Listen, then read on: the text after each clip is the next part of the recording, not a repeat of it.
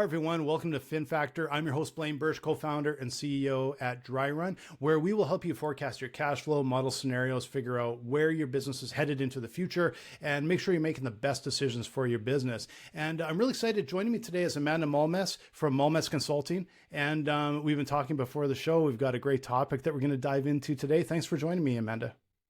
Thank you so much for having me, Blaine. I'm really excited to be here. And so one of the things we were talking about, I know like you're a fractional CFO. That's what Mallmes Consulting does today.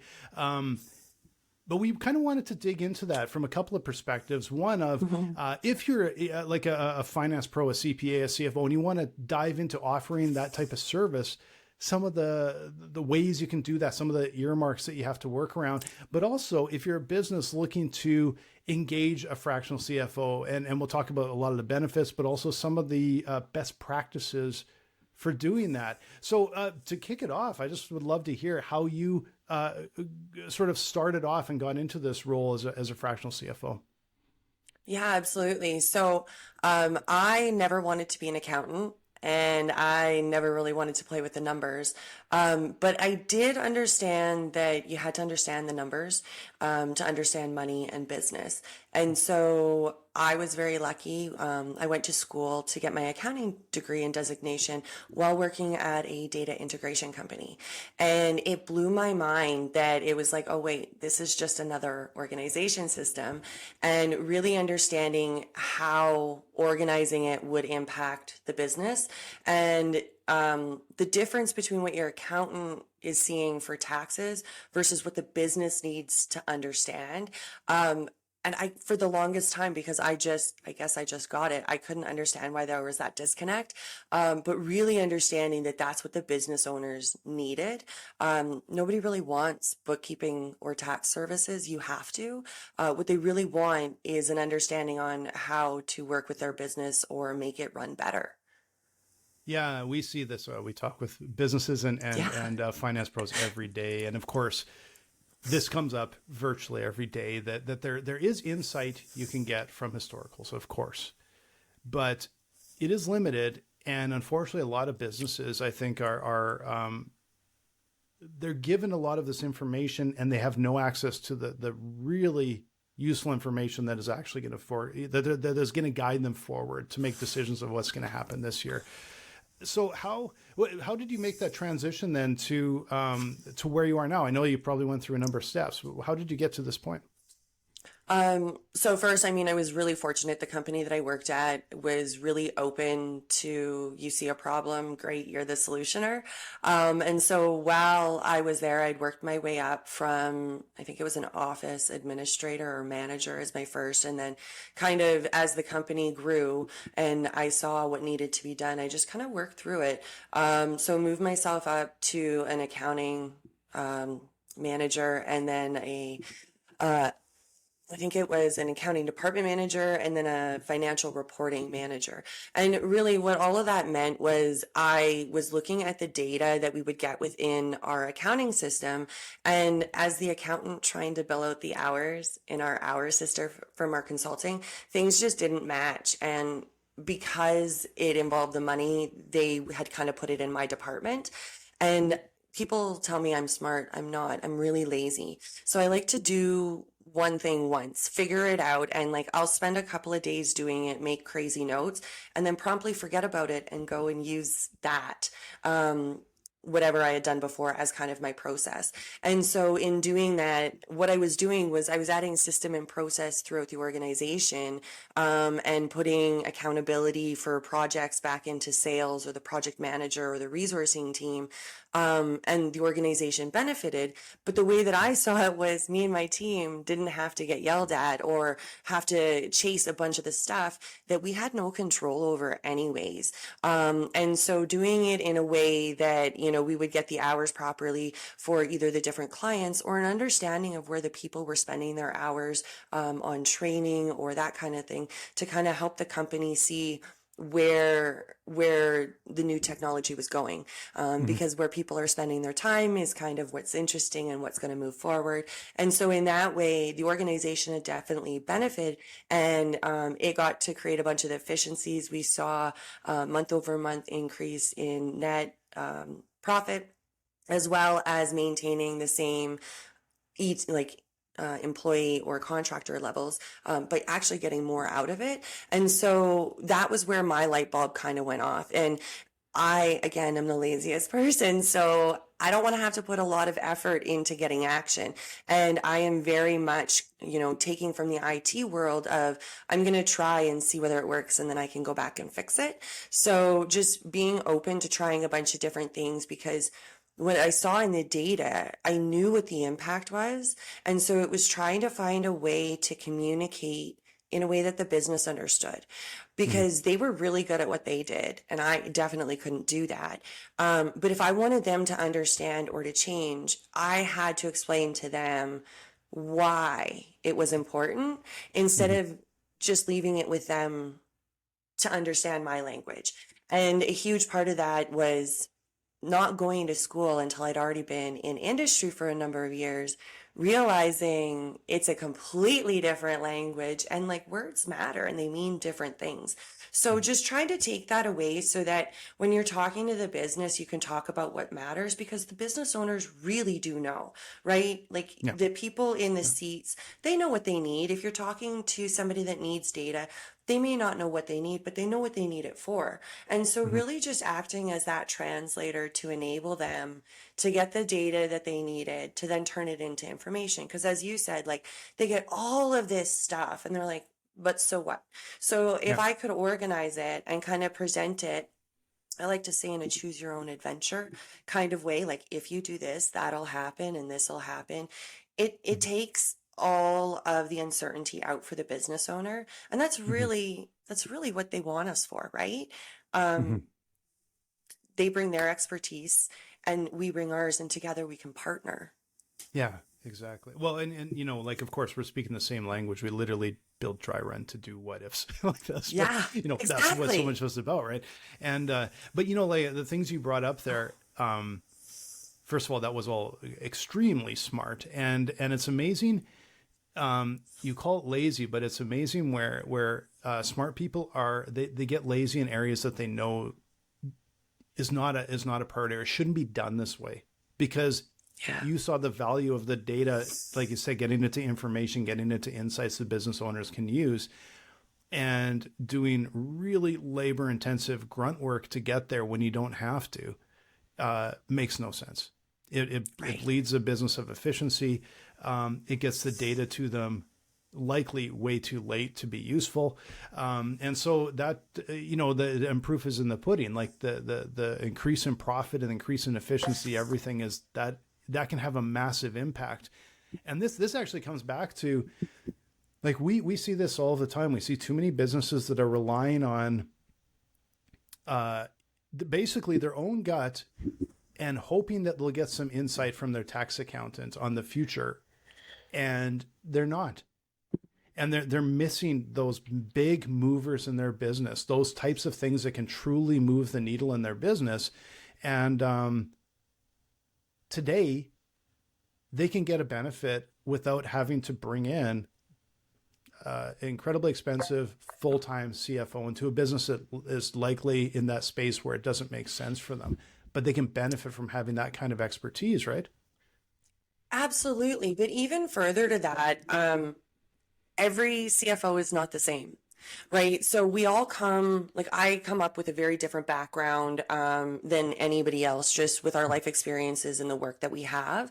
And so it's not even just the fractional CFOs or the movers and the shakers. It's more of giving the opportunity so that everybody is there. And another big reason that I actually decided that, you know what, I'm not going to just go into a sitting CFO full-time operational position, was the lack of support I felt when I was actually in that position. So yes, I can know about what ifs and I can do the scenarios and all the rest of that, but it's really lonely at the top.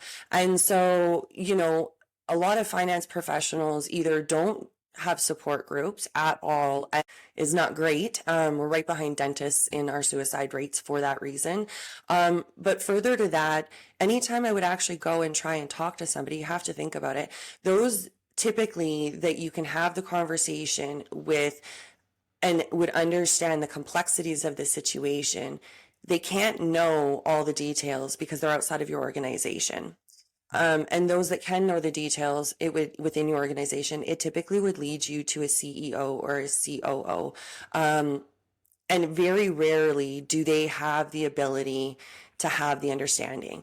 And so when I would have these really great decisions and or conversations, we'd be coming up with a new revenue model or a new line of business, you go to have that sounding board, and often you don't get a true sounding board from somebody with the knowledge because they don't know the details.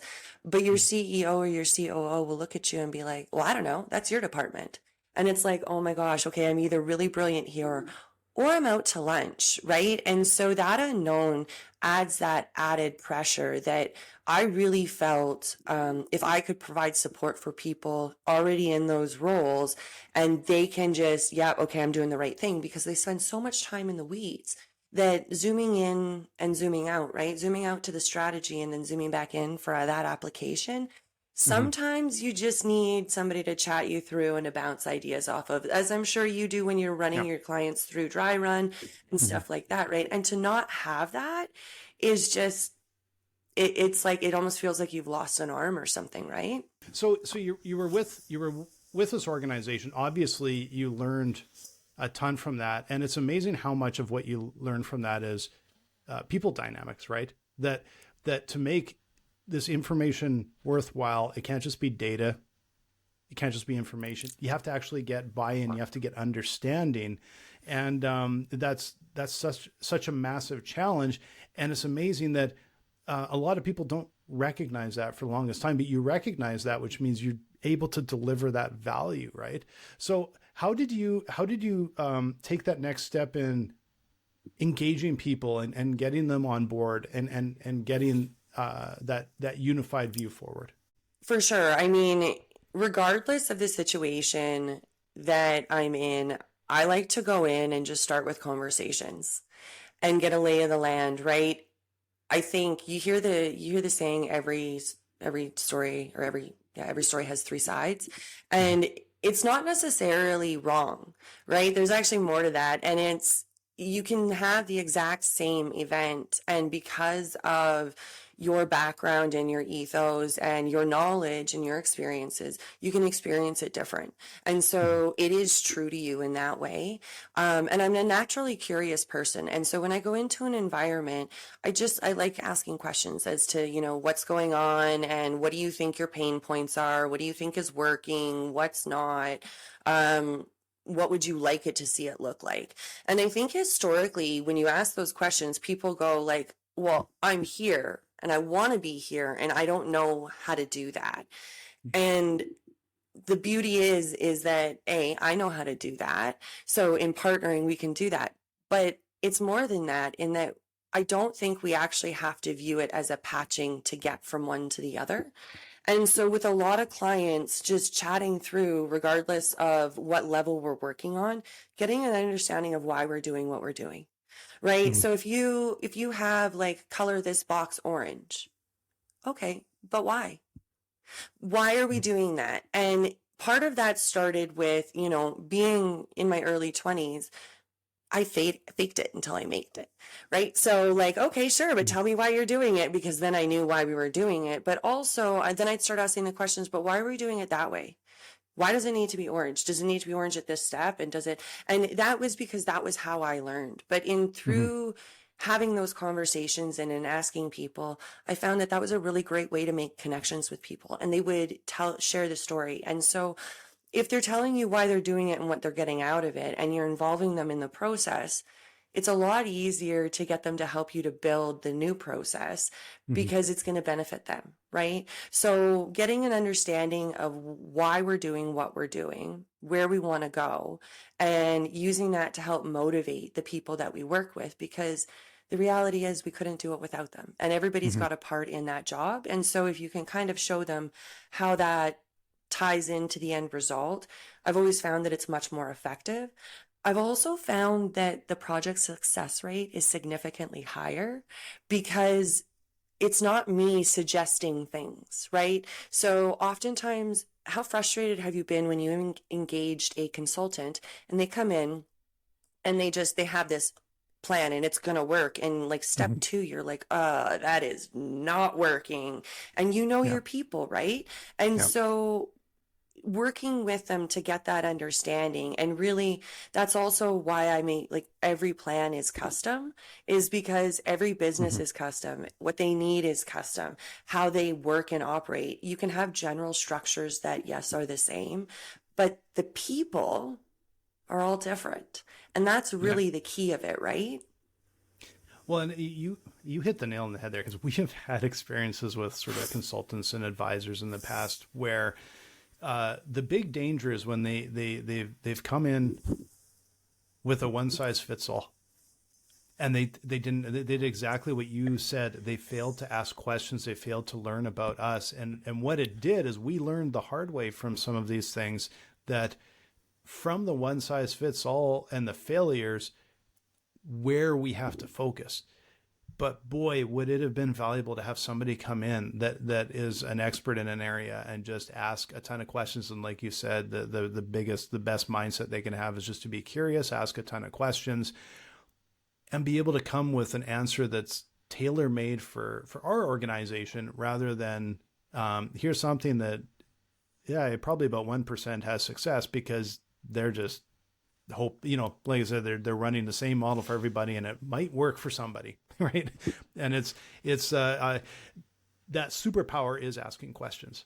Like if you're offering advisory services, it's the one thing you can do out of everything that's going to make everything run 1,000 times better, is just ask a ton of questions. I couldn't agree with that more. I've had so many people say like, how are you confident to go out and like sell your services? And it's, I don't need to know everything. I need to know which questions to ask. And I think the one size fits all, the difference between what I'm doing and what they're doing is it's very, very small, but I think it's the absolute biggest impact. And it's taking that model and tweaking it, right? Mhm. So we have our framework, as like with any IT or Yes. accounting solution, you have a framework, right? You have this process that you go through. Mhm. And as long as you work the process, it's consistent, it's whatever, but you have to know when it applies, right? So think of this. How many clients do you have that complain about emails that they get, that it's just this mass email? Right. So I have a ton of clients that, because I don't do bookkeeping and tax work, their biggest pain point is their accountant. And they're like, I know I'm just getting a mass email. Like, I don't have this type of partnership. Why am I getting this email, or why am I this?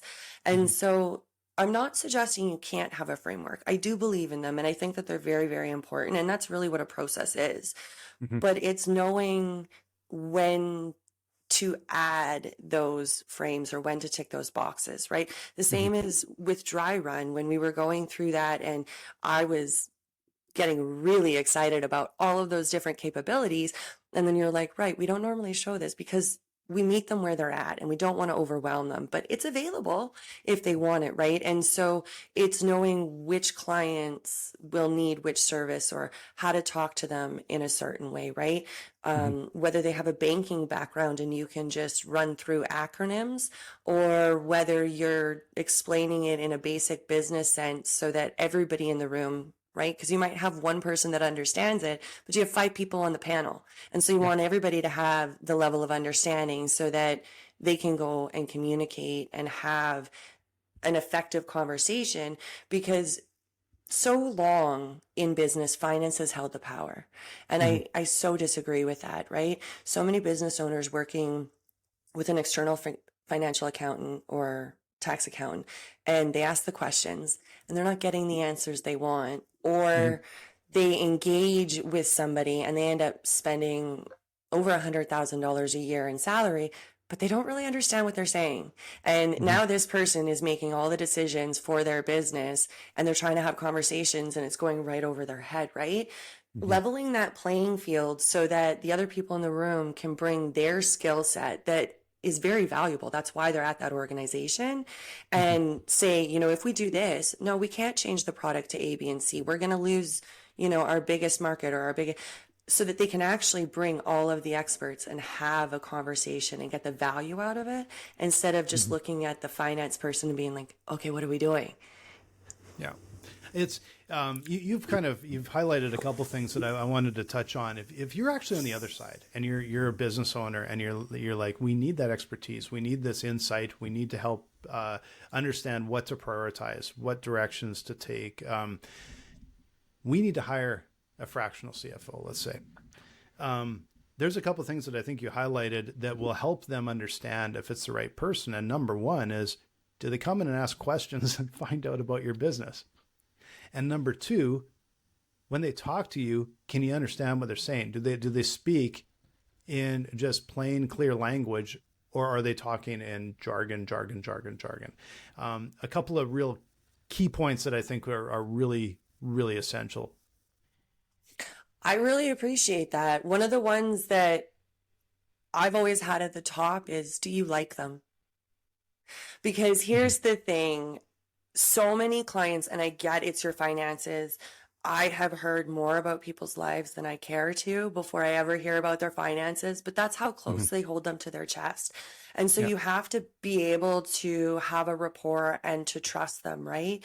And it's just imperative. So, and have somebody that's willing to work with you and understand that, right? And there's certain things that you just need to be able to understand. If there's a change in your personal life and your business needs to fund it, you should feel comfortable talking to that money person about it. And my biggest thing is, if you're not comfortable, you either need to get comfortable or find somebody that you can be, because you're doing a disservice to yourself and really not getting the level of expertise that you could. And it's a personality thing. And I mean, I understand that. And that's one of the reasons I work so hard to engage in the community, whether it's in my local area of CPAs in Alberta and spreading the word there, or working with others and training them as CFOs, because whether it's me or not me, I really do want businesses to work with people. And so just finding that right personality fit that you can pick them up and pick up the phone and say, hey, this is what's going on. What do you think? And respect their decision. But furthermore, that CFO is going to suggest things that you want to do and respect. So it's my job to come up with ideas. An example is I came up with this alternative revenue source for a tradesperson that I work with.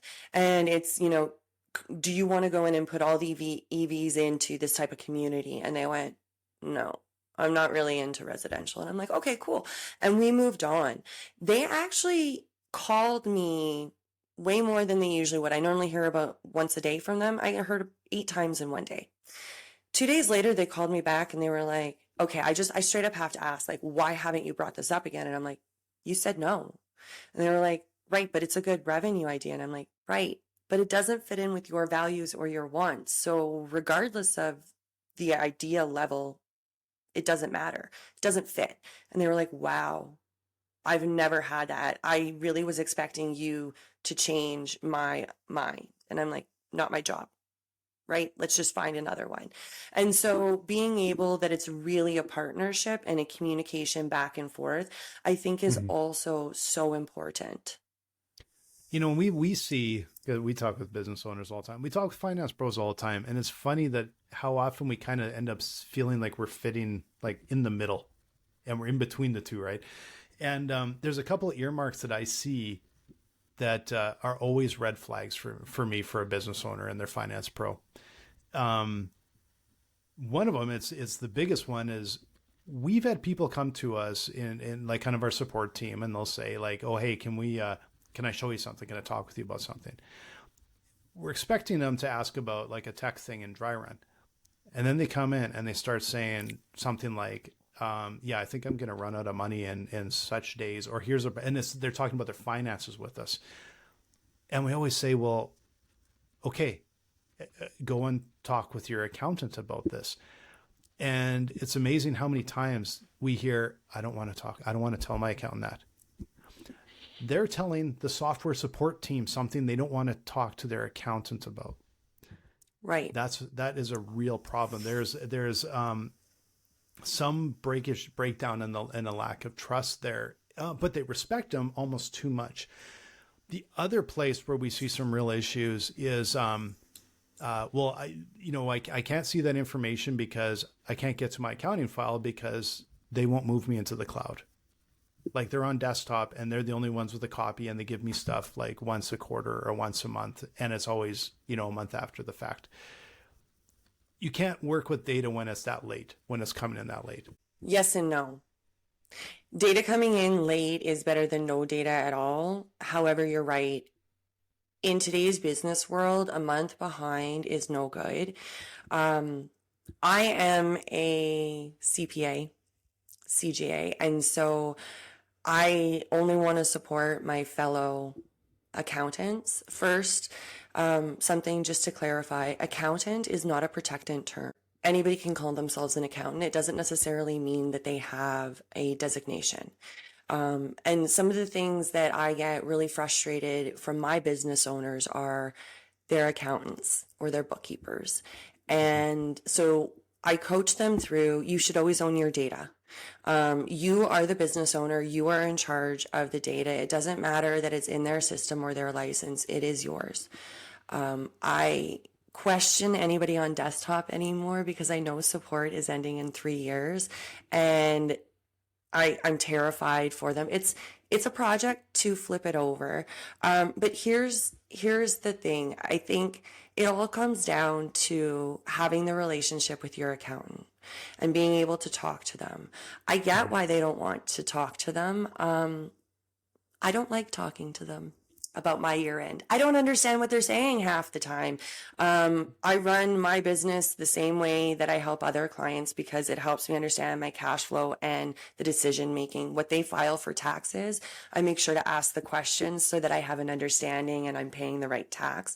But I really am trusting them, and I know how to do the calculations, right? So I can't imagine the level of uncertainty and just trust that business owners that don't have a designation have.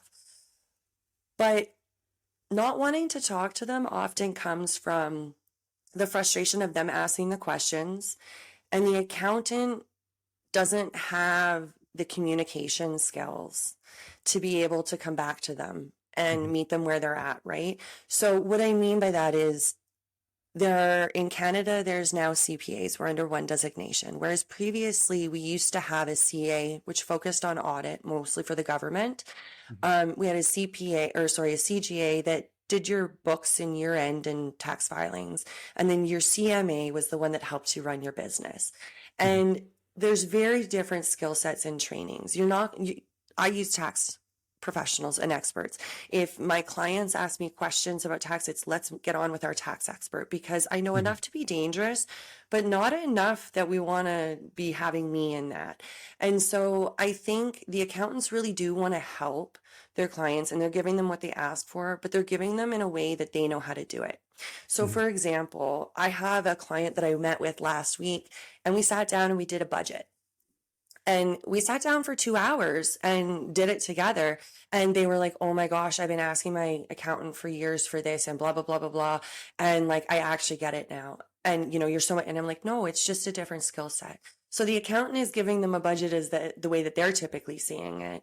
Whereas the budget that I created with my client was, here's base you have to have. So this is everything that you guys have committed to, whether it's a mortgage or a loan, right? Our fixed expenses in accounting, or your gym membership that is key to your mental health. I've included that, right?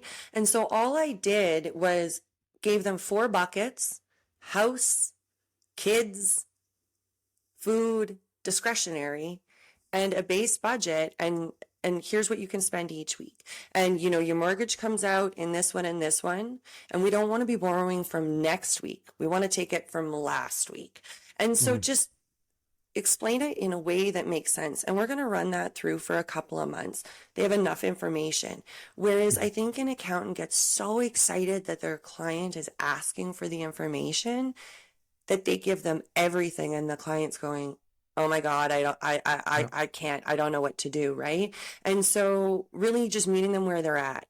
Here's what you're currently spending in these buckets. Here's what you need to make every month to make that continue to happen. And then they're like, well, that seems really high. I'm like, right. because we were living on lines of credit before, because we're funding the business, right? So flipping that around and sitting with them in a way that is comfortable, that is no shame, right? Like, we're not going to point fingers. Cool. This is where you're at. Awesome. Where do you want to go? How can we support you getting there? And bringing it to a level that they understand and can action, right? And so just working with that. And so I think the accountants really, really want to, but they're either not able to because of the training they have, or they don't really understand what the client needs. And again, this comes back to being able to ask the questions. Yeah, and I think there's some accountants and some people out there that actually could make a really terrific transition to being a fractional CFO, because they have those qualities. And you know what? They're probably already kind of half doing it. It's like, yeah, I talk to my clients, I enjoy it, I'm doing this. And you know what? If you're doing that already, you're likely in the minority, but a really good fit for this. 100%. And if you're not, then maybe don't go down that path, right? Well, but the thing is that I think it's important to recognize that, right? Like, not everybody needs to do everything, but building up your network so that you can support your clients. And whether you are a accountant, a CPA or not, you can still actually be offering that advice if you have the background. Like, I've actually met CFOs that don't have an accounting background. They came up through business or sales, and they were really great at connecting those dots and being able to have those conversations. The accountants that I see that make really great transitions are the ones that have started moving their clients from, we don't want to talk to you once a year. We want to be talking to you minimum quarterly. We'd ideally love to be talking to you every month and get an idea of what you're planning next month and last month. And they're doing it from the perspective of, oh my gosh, year end is crazy, because we're talking to them about things that happened 11, 12 months ago and they don't remember, versus doing it every month. And that's really, I meet with my clients every month.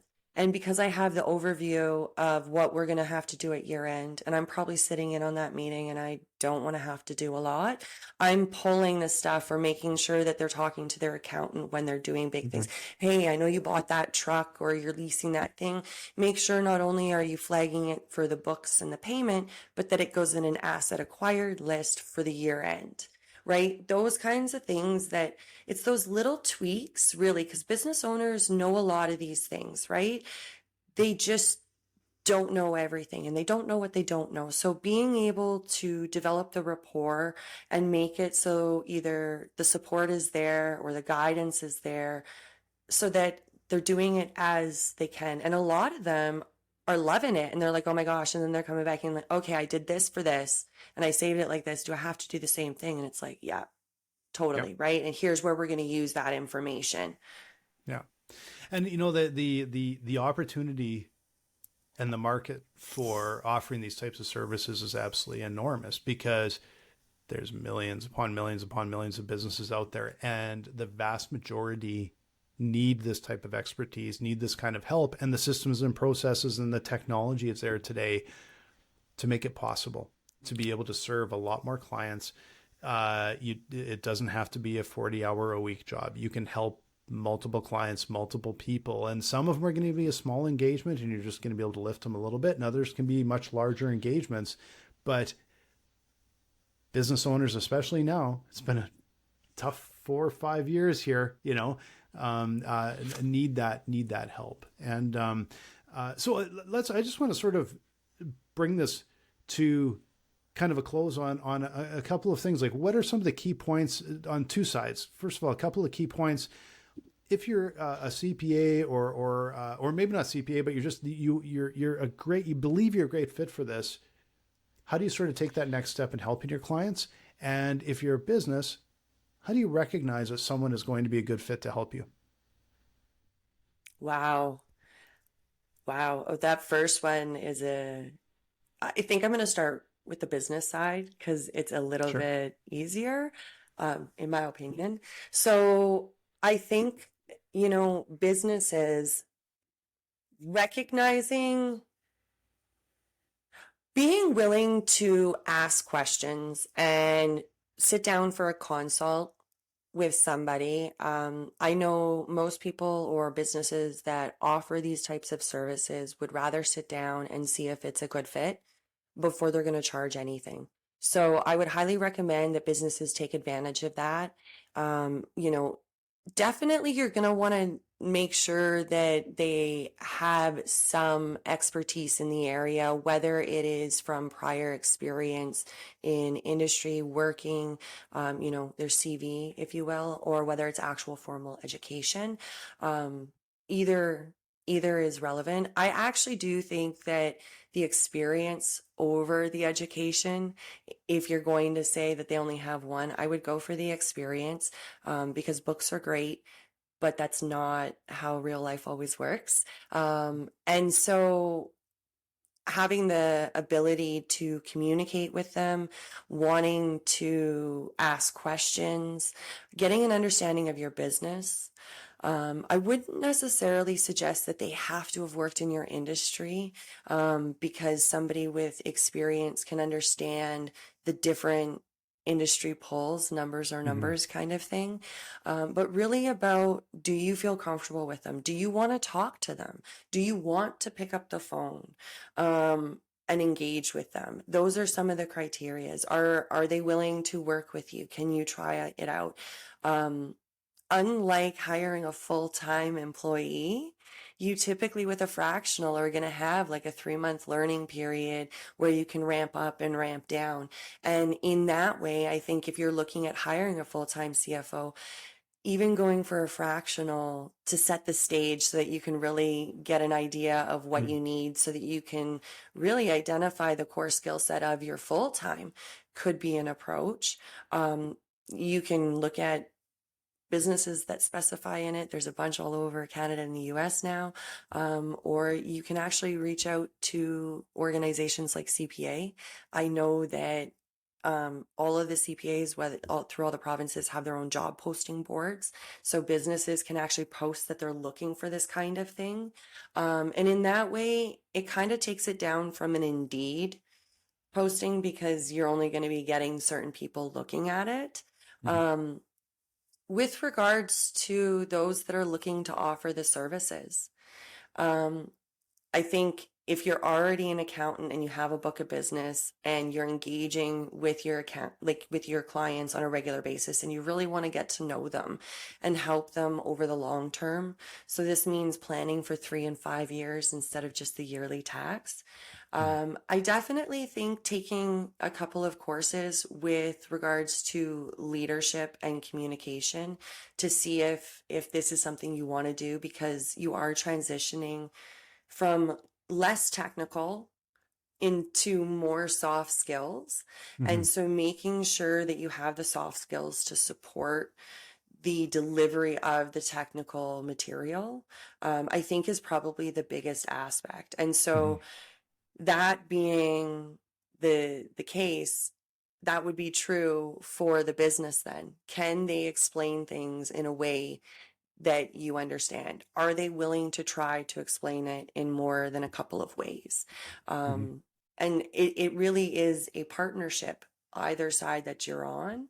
And so, as the CPA, recognizing my role isn't to tell you how to code and how to this and how to that anymore. My role is to understand where we're going in the business and what you're wanting to do, not only in the next month, 3, 6, 9 months, but where you want to be in 3 and 5 years. Why Hmm. did you start the business? Because all of that is going to influence what decisions we make, what models we build, how we present things to you, Hmm. what goals or targets end up being more important, right? Yeah, absolutely. And I think, frankly, this has been super helpful, Amanda. I kind of want to bring us to a bit of a close here and ask you, how do people find you, whether they want to talk with you about potentially being their fractional CFO, or if they're a finance pro and they just want to, have a little conversation, a little chat with you and share notes. How should people track you down? I love meeting new people, whether it's business or finance. So I can be found on LinkedIn. I am the only me. Mallmes is very easy to find. And my LinkedIn is just my name with CGA, CPA on it. So I'll make sure that you have that it can go in the notes of the podcast. Or mallmesconsulting.com. My website has a book now. So you can either send me a note or you can ask to sit down for a virtual coffee, because it is really about sharing ideas and notes and perspectives.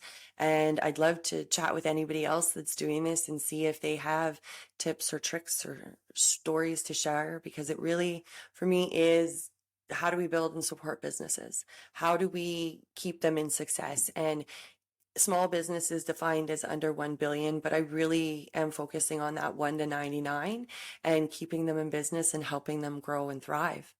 Yeah. Yeah, absolutely. So I really encourage you guys to reach out to Amanda, chat with her, learn more about her, especially from the 1 to 99. Perfect fit. And I'm sure there's millions of businesses out there that could massively benefit from talking with you. And also I want to mention, if you're looking for a tool to figure out where you're headed in your business, to model scenarios, understand where you're headed with your cash flow, manage that cash flow, come and talk with us at dryrun.com. We'd love to show you what we got and see if we can help you out.